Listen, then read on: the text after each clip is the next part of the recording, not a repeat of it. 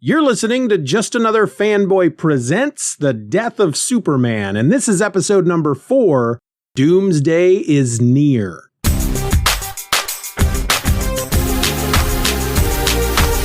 Hello and welcome to Just Another Fanboy Presents The Death of Superman. I'm your host, my name is Steven, and we didn't have an introduction this week, folks, but if you want to submit an introduction that we can use as a cold opening for a future episode, all you got to do is record yourself answering this question. Where were you when Superman died? Then you just send that file over to me at justanotherfanboy@gmail.com. But make sure you include in the email how you want to be identified on the episode, where the listeners can find you online, and any podcast or project that you'd like me to plug. I, of course, reserve the right to refuse any submission, as I'm not about to plug a podcast or a website that's full of hate speech or really anything else that I may deem offensive. And guess what, folks? It's my podcast, so I'm the one who gets to make that call. Anyway, for more information, all you got to do is look for the Where Were You When Superman Died bonus episode right here on this feed. All right. Today we have entered week 4 of the Death of Superman, the big epic crossover event. And that means we're looking at Action Comics number 684. This issue hit the stands this week, 30 years ago on November 3rd, 1992. It had a cover price of $1.25, and the title of the issue is Doomsday is Near. It was written by Roger Stern, penciled by Jackson Guice, inks by Denis Rodier. The colorist was Glenn Whitmore, and the letterer was Bill Oakley. Now, just like last week and the week before, I tried to make this easier on myself by going to dcfandom.com to take the synopsis they have over there to, that describes what happened in this issue. And once again, just like last week, all I got was a sentence. Superman and Doomsday continue their brawl as Doomsday heads for Metropolis. And yeah, in essence, that's what happened. You probably could just really compress this issue down into one sentence, just like that, if you really, really wanted to. But there's a bit more going on. I think there were some big moments in this issue that we definitely need to talk about. But we open up in the aftermath of the previous issue, or the previous installment, which was The Adventures of Superman number 497. And that's when Maxima and Superman were fighting Doomsday, and a gas main, or the gas well at a gas station, exploded, leaving Superman and Maxima unconscious as Doomsday just strolls off to do whatever it is Doomsday is going to do. And then, as we get to that final page, the Guardian shows up and gets all judgy to Superman about, did it have to happen like this? Is this how it had to happen? And again, Guardian, you don't have superpowers, so why don't you just zip it? Well, we open up with Superman is now on his feet. Maxima, she's starting to stir, and Guardian's helping her up.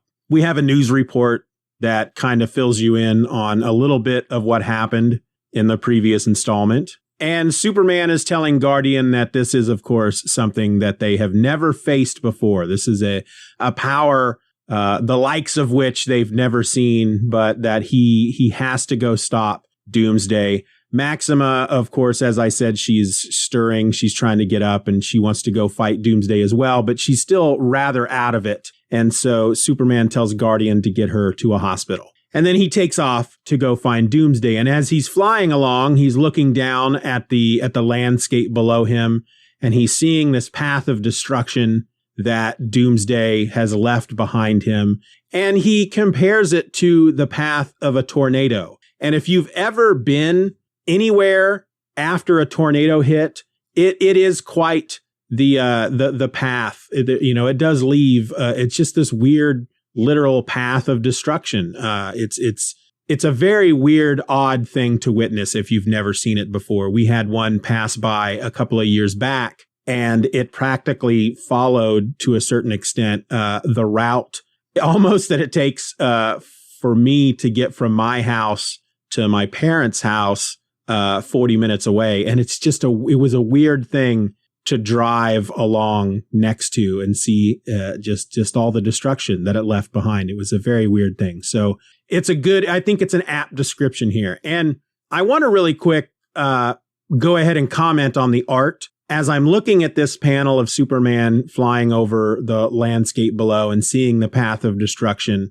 I wanted to say that I do remember when I was reading this event back in the day when it was coming out, that the creative team on this issue, Jackson, Guice, and Denis Rodier, the art team I wasn't a big fan of back then. And you have to remember, of course, this is the time when guys like Todd McFarlane and Jim Lee and Rob Liefeld and Eric Larson, they all had made a very big name for themselves. Image Comics had launched by this point. And so compared to those books, this artwork seemed at the time, I'm going to turn my snoot up for a bit here, it looked rather pedestrian. However, now that I'm an adult, because I would have been in my, I would have been 20 by this point, but I was still a stupid kid. Looking at it now with a bit of maturity underneath me and many, many years of reading comics, I rather enjoy this art. It's sure, I guess, pedestrian. Well, that's not the word I'd use now. It's very, it's not flashy. I'll say that. But I also don't want to say that it gets the job done because that sounds like I'm dismissing it. It's rather good at the little things, I'll say. Superman, the main characters, the action that's going on in the foreground looks good. It looks like a comic book is supposed to look. It's all the stuff in the background that I had to just sit here at this, this last time here just recently. Not sure why I'm having a hard time spitting that out. But, when I just read this, just looking at a lot of these backgrounds, I was really quite mesmerized because there's just a lot going on. And this one panel, again, of Superman flying and seeing the path of destruction below him, it's just so well done. And you didn't see that a lot in Image Comics back then. You just didn't. And it's the kind of thing that I think really separates artists for me. There's books that you read because, they just look so gosh darn good that you can't help but read it. The story is all right, but gosh darn it, look how great Superman looks.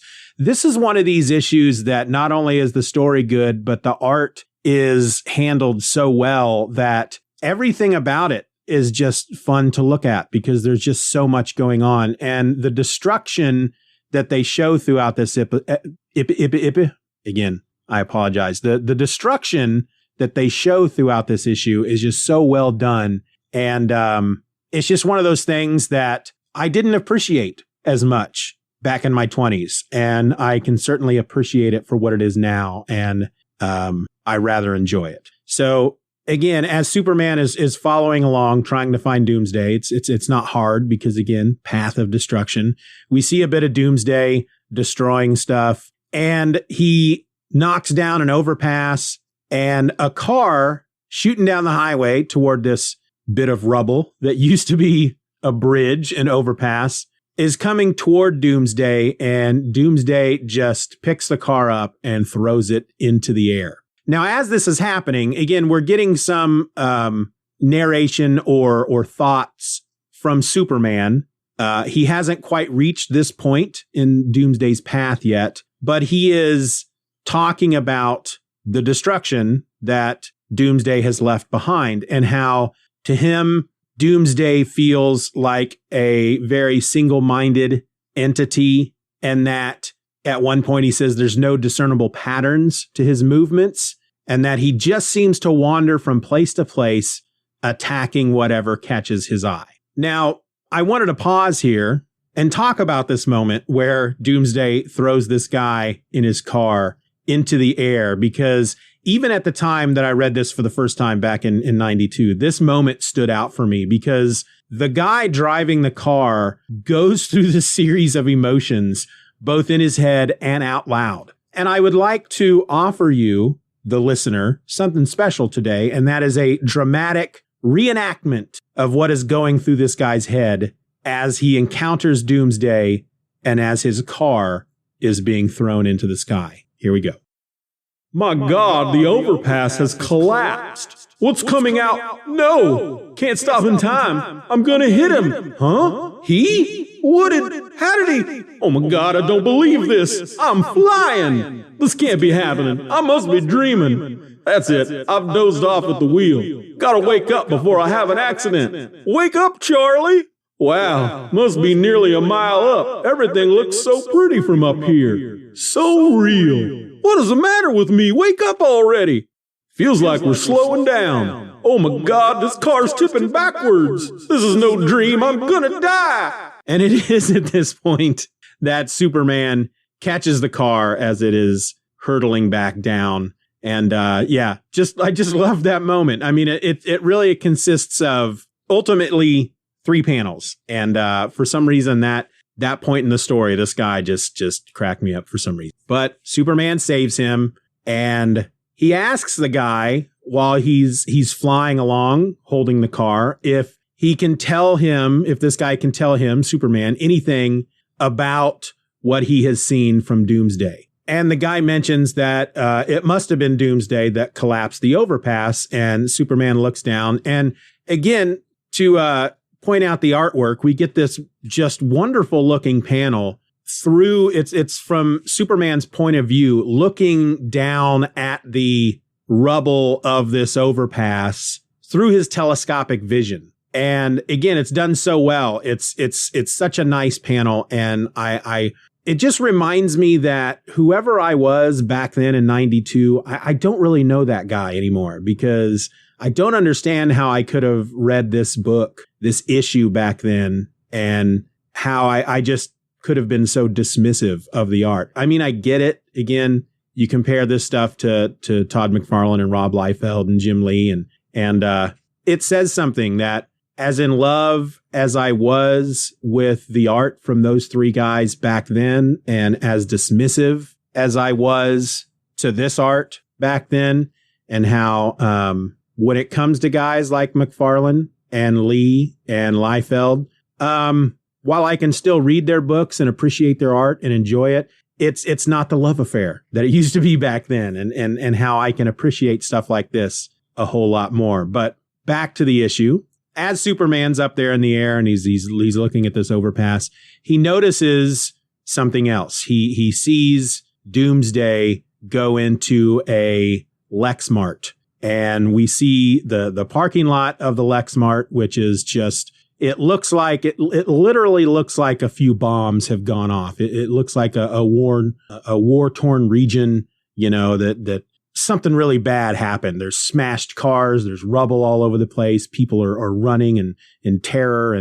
And we get to a moment here that at the time when I read it, I found it incredibly ridiculous. And I find myself reading it today also feeling that it's incredibly ridiculous. Basically, Doomsday is inside this Lexmart, which is basically a Walmart, DC version of a Walmart. And as he's just walking through the store, destroying things, something distracts him. Something causes him to stop and turn and look. And it's a voice from a television. And it is a commercial for a wrestling match called War Bash 9000 that's happening at the Metropolis Arena. And it causes Doomsday to stop and stand in front of this big, giant TV. It's not the widescreen TVs that we see today. It's one of these big floor models, these big, giant, big screen TVs is what they would have called them back then. It's as tall as Doomsday is tall. It's a big TV. And Doomsday stops and he watches this commercial. He's enamored with it. And this is the moment in the story that they choose, or this is the method that they choose to get Doomsday to go to Metropolis. Now, the reason why I'm not a big fan of this is because based on the previous issue, a news report, it was either the previous issue or the issue before, the whatever installment that was, a news reporter was ultimately saying that the path of destruction that Doomsday was taking would send him to Metropolis. That's the direction he was going. Now, Superman does make it clear in this issue that there is no pattern to where Doomsday seems to be going. He just seems to, if he sees something that he wants to destroy, that's what he's going to do. And that, I mean, again, we are the 4th week into this event. This is the 5th issue ultimately, because we had 2 issues in the 2nd week. But it seemed to have been established up to this point that Doomsday ultimately was walking in a straight line, that he was just moving forward, and anything that was in his path, he was going to destroy just simply because it was in his path. And they seem to have changed that just a bit in this issue, because Superman starts talking about how there's no pattern to his path, and that it sounds like it's just this erratic path that he's walking, that he'll go straight for a while, then something to his left makes him he sees something he wants to destroy, so he turns left and he goes that way, and then he sees something to the west and he goes west, and then he sees something to the south, and that hadn't, that's a change to what Doomsday was doing. As far as I'm concerned, Doomsday was walking in a straight line through New York, I think through Ohio, and he was already heading toward Metropolis. And then they make it a point in this issue to tell us that his path is erratic. He's going all over the place, every which way, whatever seems to pique his interest. That's the direction he goes. And so it's at that point that it's almost like they said, well, now, but we have to give him a reason to go to Metropolis. We established that he was already heading there, but now we changed that to say that he could be going anywhere. So now we got to flip it back around and give him a reason to go to Metropolis. And the reason is because this wrestling match apparently excites him. The idea of, I guess, this fighting makes him wants to go to Metropolis. And the reason why I think it's slightly ridiculous is because let me again, I'll give you a dramatic reenactment of what we hear from the TV. Hey, you. Yeah, I'm talking to you. Come closer. You don't want to miss a single moment of the greatest spectacles in the history of professional wrestling. I'm talking tag teams. I'm talking steel cages. I'm talking knockdown, drag-out grudge matches. I'm talking about War Bash 9000 this weekend at the Metropolis Arena. I'm Major Mayhem Troopers, and I'm out for blood. I'm taking on the mighty Gorilla, Ugly Ben Studley, and the Masked Bone Crusher. And I will prevail. This time, it's war. Pro wrestling as you've never seen it before this weekend at Metropolis Arena. Metropolis Arena, Metropolis Arena. Now, where are you gonna go? And it's at that point that Doomsday speaks. It's a monster language, It's very Frankenstein-like, but he goes, Metropolis. And I don't know. It's, again, when he notices, he's walking through the store and he's going, Grawr, and then he hears the voice, hey, you. And he goes, and turns his head, and he's watching the commercial, and he goes, and that's, Metropolis. And then he, I guess, is planning on going to Metropolis. But it's at that point that Superman arrives in the store, and they fight some more. They're beating each other up pretty good, and they fly out of the store. They're in the parking lot. Lois and Jimmy arrive on the scene. They're in one of the Daily Planet's helicopters. Jimmy is, of course, taking pictures, and Lois is dictating into a recording device. There's also a news, like a TV news copter there for WLEX, because Lex Luthor owns everything in the DC universe. And we cut from there to Lex's penthouse apartment, where he is hanging out with Supergirl. And again, remember, Supergirl and Lex Luthor at this point are an item. Lex Luthor, this is actually Lex Luthor the second. If you remember from episode 0, Lex Luthor died from cancer, radiation poisoning coming from the kryptonite ring that he would wear to keep Superman at bay. But rather, though his body died, his mind was transferred into a clone version of himself, a younger, more athletic looking Lex Luthor with long flowing red hair, a red beard with no mustache. Apparently they could see into the future and decided to make Lex look like a young, more attractive version of me. And he's Australian, because the story is that he is Lex's long-lost son who was raised in Australia. And so in this episode, he says a lot of stuff that would lead you to believe that he's Australian. For example, when he's telling Supergirl, as this scene opens up, he's telling Supergirl that he has dispatched a camera crew to the area to get to the bottom of this doomsday nonsense. And in his head, he's basically saying, because he doesn't want her to go chasing off after Doomsday, he wants her there. And she tells him that the news crew is already there.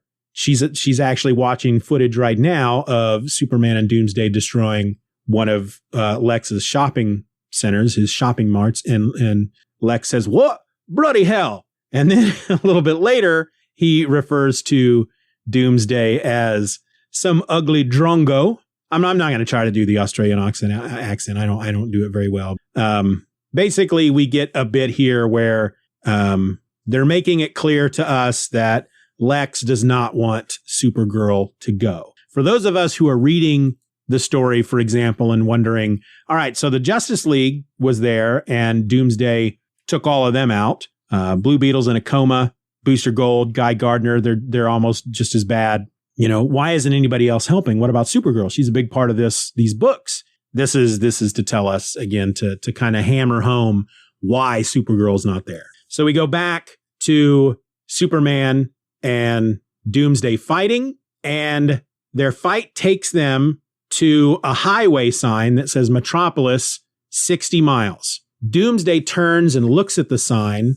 He's laughing, by the way, when Doomsday fights, he laughs a lot. And in fact, there's a number of times that they've mentioned so far that despite the number of hours into this fight that we are at this point, you know, because we are a couple of hours in at this point, you know, he is basically beaten his way out of some metal box underground. He has fought the Justice League and has taken them out. He's been fighting Superman for a couple of hours. And in the meantime, he's been destroying all kinds of stuff. He seems to be, well, he's not slowing down. And in fact, he seems to be getting more and more energetic. It seems to be empowering him almost. And the more he fights, the happier he seems to get. And so as they're fighting and he's laughing, ha ha, his head turns and he sees the sign for Metropolis. He actually goes, ha ha, huh? Metropolis, Warbash, which is monster speak, I guess, for Warbash. Superman, of course, notices this and he is thinking to himself, oh no, he remembers that stupid commercial. He's making a connection. 60 miles might as well be 60 paces to this monster. I can't let him get any closer. I can't.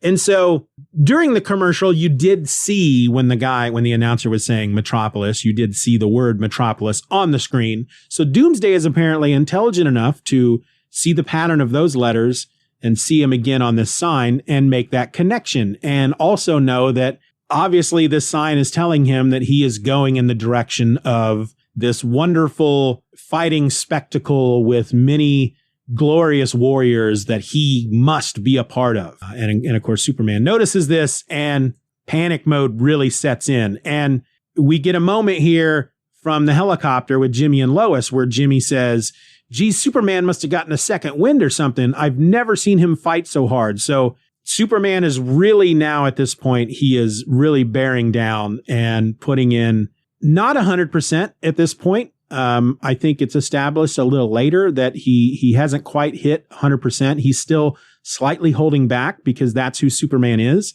He's not out to kill. And so he always holds back to a certain extent because as powerful as Superman is, he always assumes that he is a little more powerful than even, you know, the most powerful individuals he goes up against. And he knows that if he really cuts loose, he could probably kill whoever he's going up against. And so while he has redoubled his efforts, he's not quite really opened up yet. He's really not, you know, he's still holding a little something back because of that. But he hammers on Doomsday for a while and then just pitches him off into the distance, away from Metropolis, and Doomsday goes sailing through the air, and he lands in a hilly area amongst some mountainous hills. And we learn that underneath those hills is the Cadmus Project. We've talked about them a little bit, and I'm sure we'll talk about Cadmus a lot more as we continue, because Cadmus is kind of a big part of Superman's world at this point and is kind of a big part of this storyline. But in essence, according to DCFandom.com, Project Cadmus is a genetic engineering project, and they are largely involved in cloning. And cloning becomes kind of a big part in this storyline as well. But again, I'm sure we'll talk about Cadmus more as we continue on with this story. But Cadmus is, of course, where Guardian came from. He's kind of the head of security for Cadmus, and there's a guy there called Westfield, old dude, who is very upset that Guardian's no longer there. They're deep underground, and the fighting that's going on above them, basically it's as if they assume that there's an earthquake going on. There's a couple of other guys there, and Westfield says, and one of them says that it's got to be an earthquake. Westfield says that that's impossible.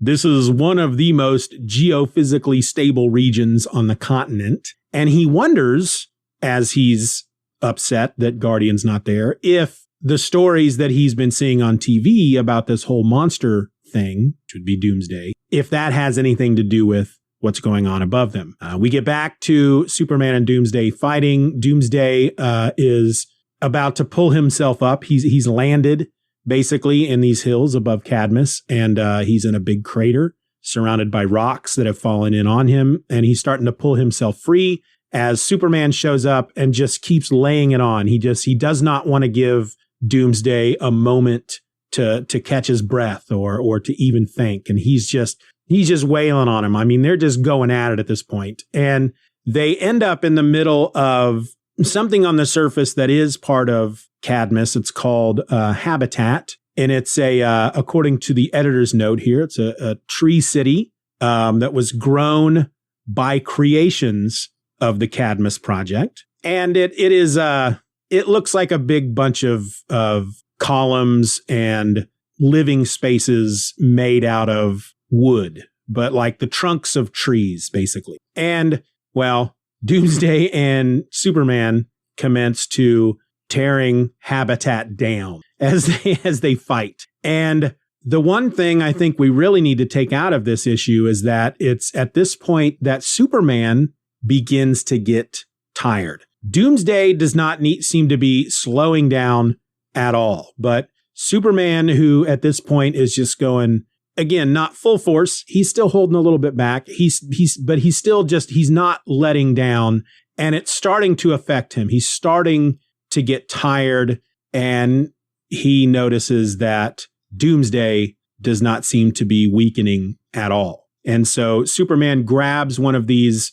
these support beams, these support columns from Habitat, which he says, even though they're organic, they're hard as tempered steel. And he slams it into Doomsday, and the entire Habitat then comes collapsing in on itself and on top of them. And it buries Doomsday. Superman's on top, and he's just kind of laying there trying to catch his breath. He's a bit dazed.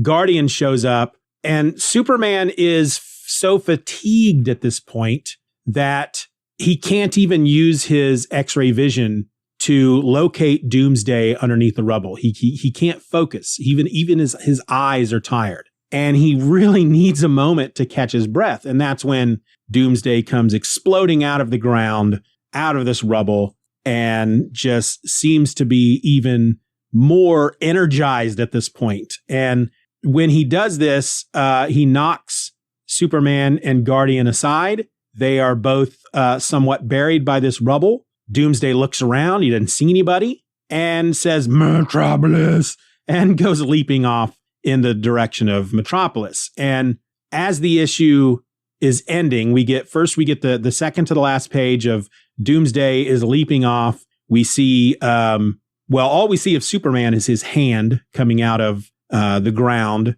and a bit of torn cape. And we see Guardian next to him, who's also somewhat buried under the rubble. And Westfield is trying to get Guardian on the radio. Actually, no, I'm sorry. It's Dr. Rodriguez from security. He's trying to get Guardian on the radio. He says that scanning radar has confirmed that a launch of an object from the area, somewhat larger than a man, that would be Doomsday, leaping off. But neither Superman nor Guardian are able to respond because they're both out. They're out. They're unconscious. They're sleeping. And Doomsday is left to head off to Metropolis. And our last page is 3 panels. And I should mention, because I brought this up, I think, when we talked about the first issue in the event, Superman, Man of Steel, number 18, about how as these issues go further from Man of Steel 18 to Superman 75, which will be the issue in which Superman dies, the number of panels per page keep reducing. So, for example, in this issue that we're looking at this week, week number 4, 3 panels per page. That's all we got. And that means that our next issue that we'll talk about next week is only going to have 2 panels per page. And then we get to Superman 75, which is all splash pages. And that was designed on purpose. It's supposed to amp up the energy and make it a bit more epic and almost cinematic as the panels, get bigger and bigger and fewer each issue. But the final page in this issue is the 3 panels.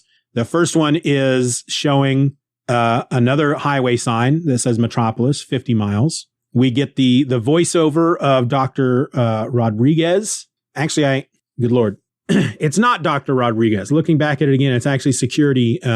They couldn't get a hold of Guardian, so now whoever the security person is talking to Dr. Rodriguez. So we still get their voiceover saying that this thing that's a little over man size that has launched from that area is headed southeast at approximately half the speed of sound.